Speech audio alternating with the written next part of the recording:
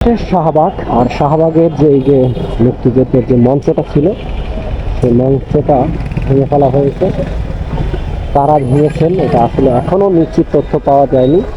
আর এখানে দেখতে পাচ্ছেন, দেখেন জনগণ বলবো না তাদেরকে হিরেন্টি বলবো না কি বলবো, ভদ্রলোক বলবো, দেখেন তারা কিভাবে কেটে নিয়ে যাচ্ছে একটা হেস্কো বুলেট দিয়ে।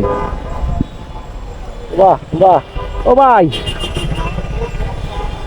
জিজ্ঞাসা করি কয় টাকা বেচতে পারবে এটাকে ভাই? ও ভাই, এটা এত কষ্ট করে কাটেন, কয় টাকা বেচতে পারবেন এটারে? 4 পয়সা হবে? হ্যাঁ, আরে ভাই এইগুলা যে করেন, একটু মানুষত্ব রাখেন। লাগলে কারো কাছ থেকে নেবেন, কিন্তু এই রডটা কাটবেন 1 ঘন্টা বইয়া, আধা ঘন্টা ধরে দুজনে কাটতে আছেন। আপনি যদি ভাই 20 টাকা দেন আপনি কি দিবেন?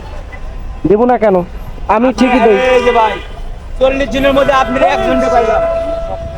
আরে ভাই সবাই তো আর ভদ্র মানুষ না, সবাই এক সমান না ভাই। কিন্তু এই যে কাজটা, এই কত কত কষ্ট করতে আছেন, 20টা টাকা পাবেন মাত্র বিক্রি করে। বাহ, এটা ভাঙছে কারা জানেন?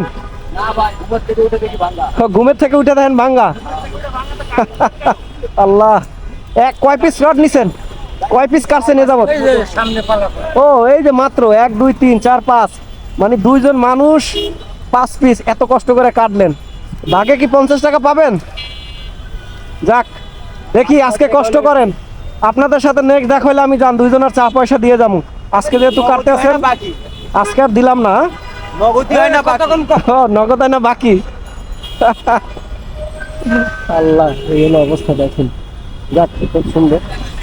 তারপর কষ্ট করে মানুষ খাক, এটাই আমরা চাই। যে যেটাই করুক না কেন, কষ্ট করে খাওয়াটা ভালো, কাজ করে খাওয়াটা ভালো, চুরি তো আর করে না।